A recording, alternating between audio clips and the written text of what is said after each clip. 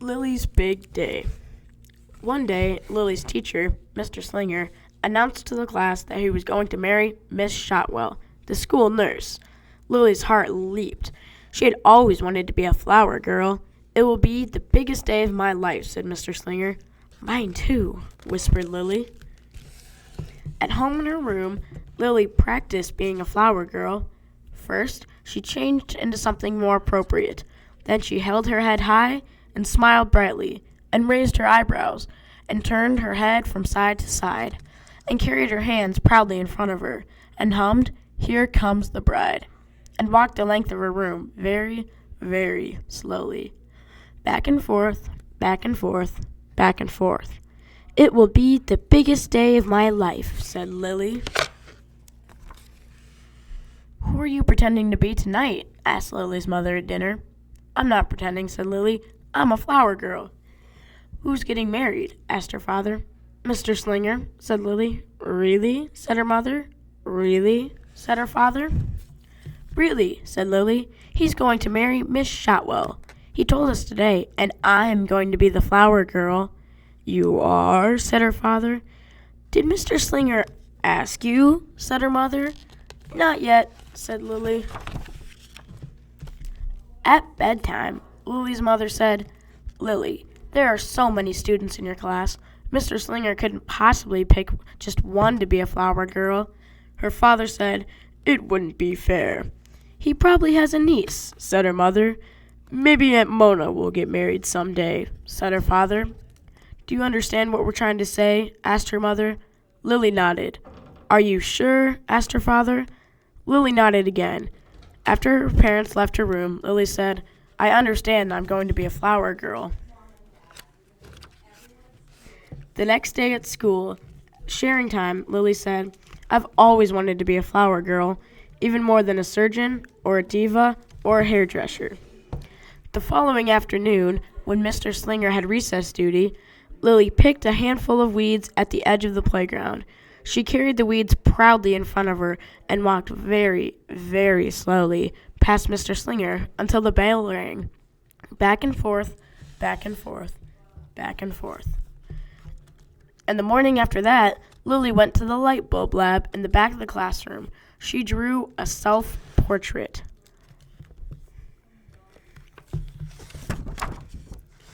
Mr. Slinger called Lily up to his desk during quiet reading time. "Lily," he said, "I can tell that you want to be a flower girl, but unfortunately my niece, Ginger, is going to be the flower girl at my wedding."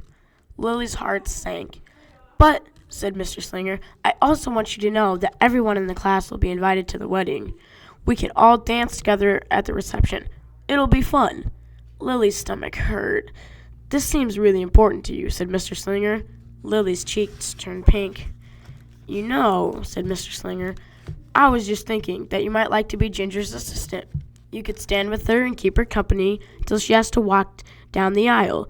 You could make sure her dress isn't crooked and that she holds her flowers properly." Lily considered this. "You could remind her to walk slowly," said Mr. Slinger. Lily considered some more. "You could wear a corsage," said Mr. Slinger. "Oh, all right," said Lily, "if you really need me so much."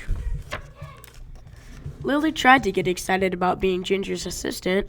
Weddings wouldn't even exist without flower girl assistants, she told her baby brother Julius. "I have a special responsibility," she told her parents. When Grammy took her shopping for a new dress for the wedding, Lily told the clerk, "A flower girl assistant is very important and glamorous." But when it really sank in that she would not be walking down the aisle carrying a bouquet with everyone watching, Lily pretended that her teddy bear was Mr. Slinger. She made him sit in the uncooperative chair. "You can just stay there forever," she said. As the wedding drew near, Mr. Slinger counted down the days on the chalkboard. "One day closer to the biggest day of my life," he would say. "One day closer to the biggest day of Ginger's life," Lily would whisper. And still, at home in her room, Lily practiced. She held her head high and smiled brightly, and raised her eyebrows and turned her head from side to side, and carried her hands proudly in front of her, and hummed, "Here Comes the Bride," and walked the length of her room very, very slowly. back and forth, back and forth, back and forth. The day of the wedding finally arrived. Lily hoped and hoped that Ginger would have pink eye or a bad fever and not show up. But she was there, and she was all ready. Her dress was straight, and her flowers were held properly. "Are you sure you want to do this?" said Lily. "Yes," said Ginger. "Are you sure you're sure?" "Yes."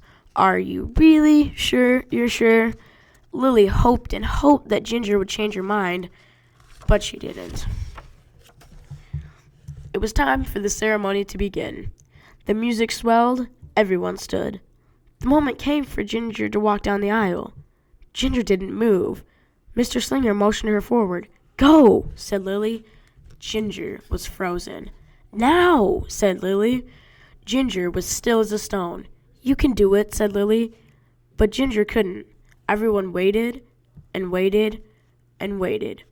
No one knew what to do, except Lily. Lily scooped up Ginger and said, "Here we go." Then Lily walked very, very slowly down the aisle. She held her head high and smiled brightly, and raised her eyebrows and turned her head from side to side, and carried Ginger proudly in front of her. When she reached Mr. Slinger, everyone clapped. "I knew this would be the biggest day of my life," said Lily. Lily was so excited she barely noticed the rest of the ceremony. The reception was great fun. After the cake was served, Lily coached Ginger for the next time she would be a flower girl. "I won't be with you at every wedding," said Lily. "I won't be able to save you every time." Together they walked back and forth, back and forth, back and forth, very, very slowly. Soon they were dancing. And soon after that, they were joined by Chester Wilson, Victor Julius, Mr. Slinger, Miss Shotwell, and many others. "It's interpretive dance," said Mr. Slinger. "We're doing the flower girl," said Lily. Lily's family stayed at the reception until Lily was perfectly exhausted. "But there's something I have to do before we go," said Lily. She needed to find Ginger one last time.